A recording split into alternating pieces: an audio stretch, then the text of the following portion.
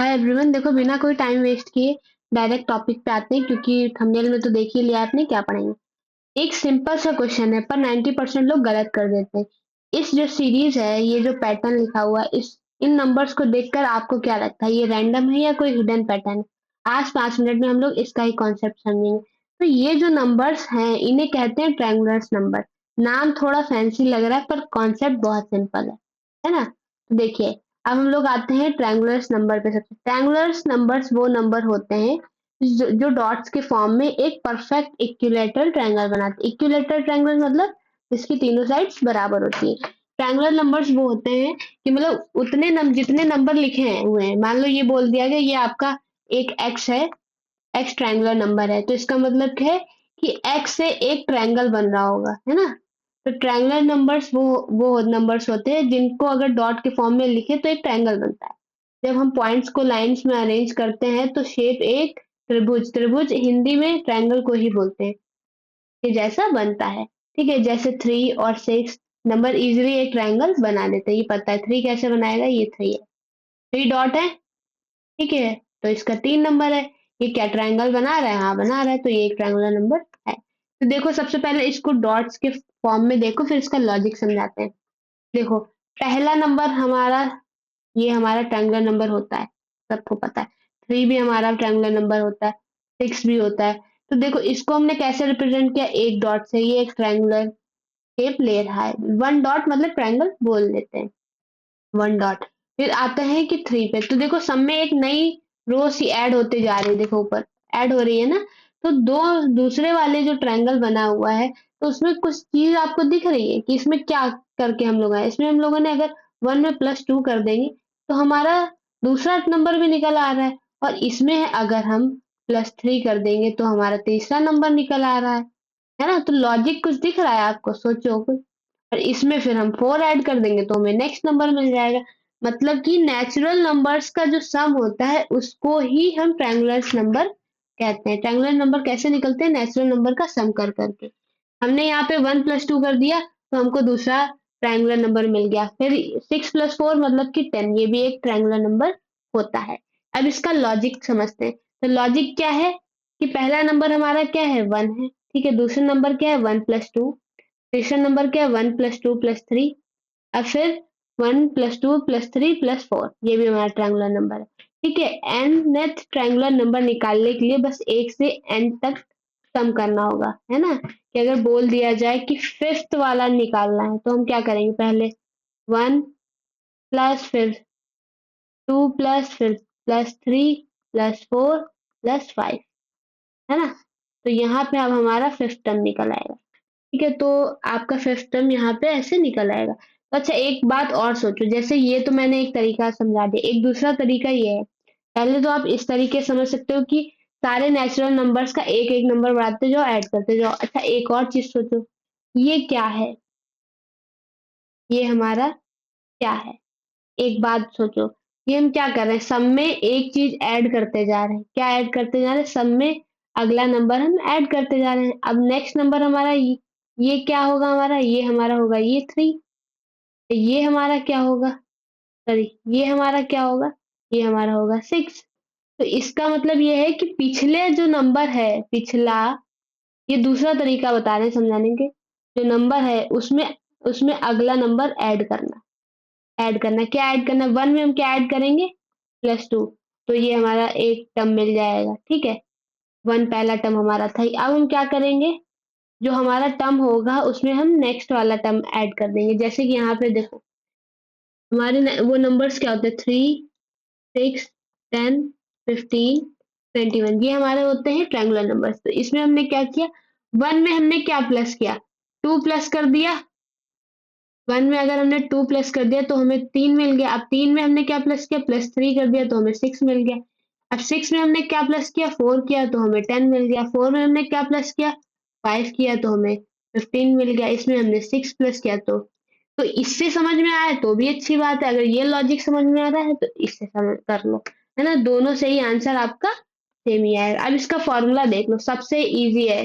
अगर डायरेक्ट आपसे पूछा जाए कि nth पोजीशन का नंबर बताइए, ट्रायंगुलर नंबर, तो आप क्या बताएंगे? अगर आपसे बोल दिया जाए कि मान लो 6th नंबर, बोले सिक्स्थ पोजीशन का सिक्स्थ ट्रायंगुलर नंबर बताओ, तो आप क्या करेंगे?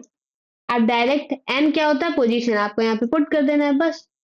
6 + 1 6 multiply by 2, sorry divide by 2। अब देखो इसको कैसे सॉल्व करना है, ये हमारा आ जाएगा 7, ये हमारा 6 से मल्टीप्लाई नीचे 2 है। अब 3 7 जा 21, तो हमारा सिक्स टर्म क्या होगा 21। अच्छा सीरीज में देख लो, है भी होगा भी 21, दिखाऊं? यहाँ पे देखो 1 2 3 4 5 6, सिक्स टर्म क्या था हमारा 21, और हम लोगों ने फॉर्मूले से क्या निकाला 21। तो ये फॉर्मूले से और इजी काम हमारा हो जाता है। अब देखो वही है क्वेश्चन, दूसरा क्वेश्चन ये आपको सॉल्व करना है, सॉल्यूशन मैंने यहाँ पे दे दिया है, आप बिना देखे फटाक से सॉल्व करिए। देखो इसमें पूछ रखा है कि फोर्थ वाला टर्म ट्रायंगुलर नंबर हमको बताना है ना, तो हमने फॉर्मूले में पुट कर देंगे और हमारा टर्म निकल आएगा। अब हम लोग आते हैं कुछ रियल लाइफ एग्जाम्पल पे। एक मैथ ट्रिक सुनो जो रियल लाइफ में काफी काम आती है। इसे कहते थे हैंडशेक प्रॉब्लम। मानो एक, ये क्वेश्चन सुना हुआ होगा वैसे ज्यादातर लोगों का। मानो एक पार्टी में 5 लोग हैं और हर कोई एक दूसरे से एग्जैक्टली एक बार हाथ मिलाता है, तो टोटल कितने हैंडशेक होंगे? इसका लॉजिक बहुत सिंपल है। पहला बंदा बाकी 4 लोगों से हाथ मिलाएगा, पता है ना। दूसरा बंदा बाकी 3 लोगों से मिलाएगा, क्योंकि वो पहले वाले से तो मिला ही चुका होगा, है ना। दूसरा बंदा क्या होगा कि वो बाकी 3 लोगों से मिलाएगा। अच्छा ये कॉन्सेप्ट समझ में नहीं आ रहा होगा, है ना। देखो पहला बंदा क्या करेगा, चारों से मिलाएगा, ठीक, उसने मिला लिया 4। लेकिन जो चारवा वाला बंदा, मान लो ए है, ए ने चारों लोगों से हाथ मिलाया, ठीक है। इसमें मान लो बी भी है, सी भी है, डी भी है, ई भी है। अब क्या है, दूसरा बंदा क्या होगा, बी होगा। दूसरा बंदा क्या होगा, बी होगा।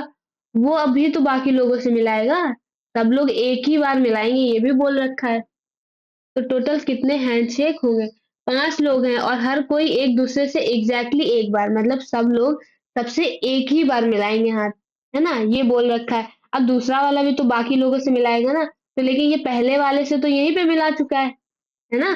तो दूसरा बंदा बाकी 3 लोगों से मिलाएगा, है ना, बाकी 3 लोगों से बनाएगा। फिर तीसरा वाला क्या करेगा, मतलब सी, तीसरा वाला बाकी 2 लोगों से मिलाएगा, है ना। क्यों क्यों आप खुद सोचो, यहाँ पे उसने मिलाया सी डी ई से, ई वाला तो देखो यहाँ पे मिला ही चुका है ना हैंडशेक, और ए में भी मिला चुका है। ए किससे मिलाया, बी से, सी से, डी से, ई से, और बी ने किससे मिलाया, सी डी ई से। तो अब सी की बारी आएगी तो उसको सिर्फ 2 से मिलाना होगा ना, क्योंकि उन्होंने पहले 2 लोगों से तो मिला ही चुके हैं यहाँ पे हैंडशेक, है ना। तो ऐसे आंसर होता है।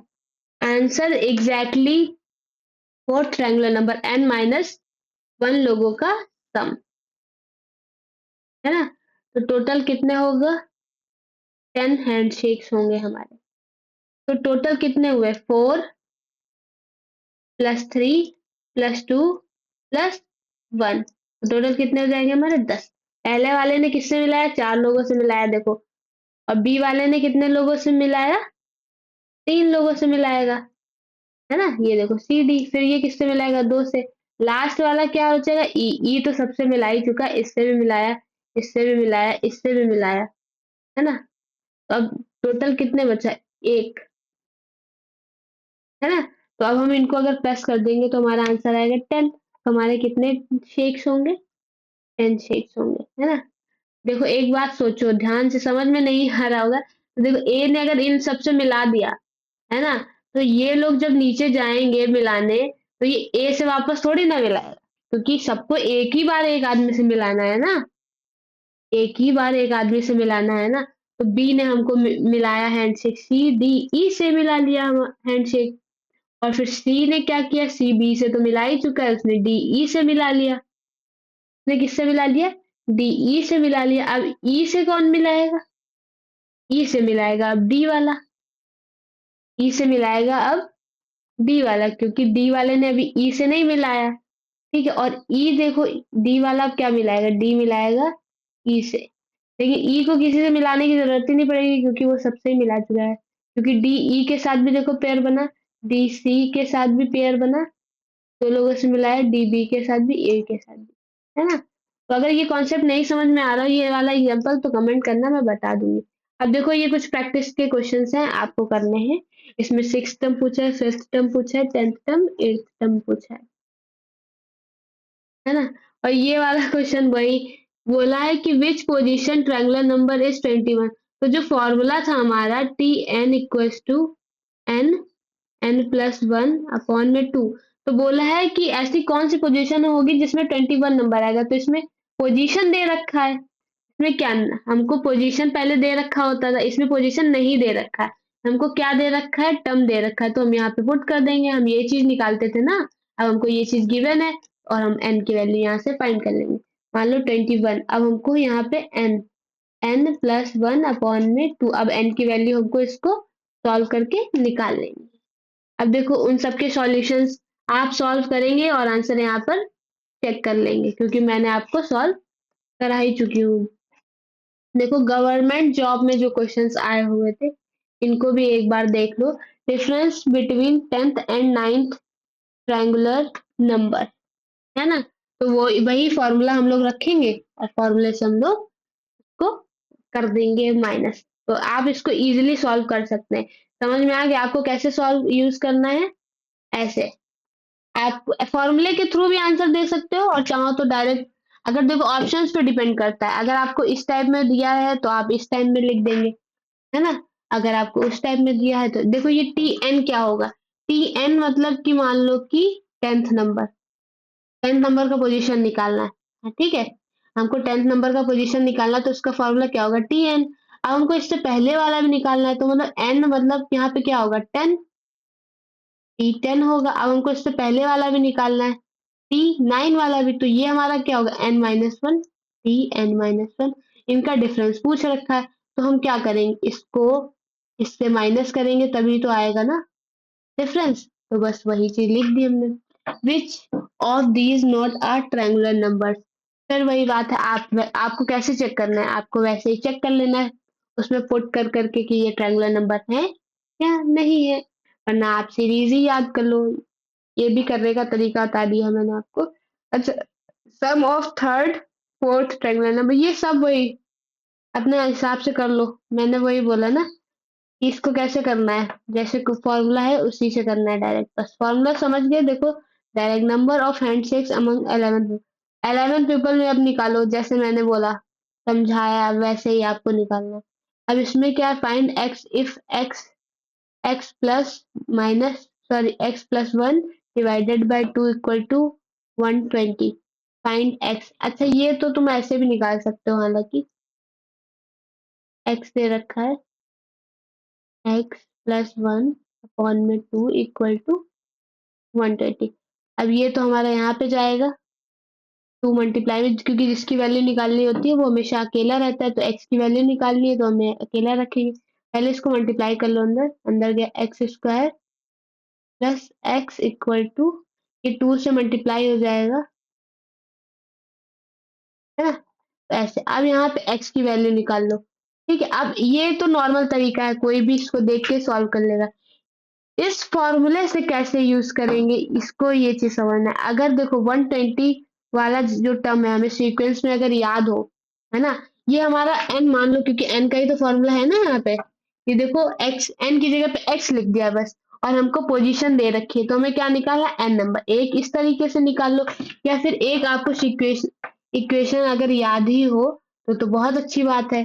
ट्रायंगुलर नंबर की जो सीक्वेंस होती है वो क्या होती है, अगर याद हो जाए तो अच्छी बात है, नहीं याद है तो कोई बात नहीं। देखो क्या होती है, 1 3 6 10 15 21। इसको आप आगे निकालते चले जाओ, 1 2 3 4 5 6 6, यहाँ पे प्लस हुआ, अब 7 प्लस करके नेक्स्ट टर्म निकलेगा, फिर 8 प्लस करके, चाहो तो आप ऐसे करके निकाल लो और चाहो तो आप उसको डायरेक्ट इससे सॉल्व कर। अब हम लोग आते हैं नेक्स्ट क्वेश्चन, तो लॉजिक वाले पे पहुंच गए। हाँ, अब देखो विजुअल शेप्स जो है उनको हम लोगों ने देख लिया, बेसिक लॉजिक देख लिया, फॉर्मूला देख लिया। ये हमारा सबसे इम्पोर्टेंट पार्ट है। अगर आपको इसमें कोई डाउट है तो आप कमेंट करिए, मैं आपको उसका जवाब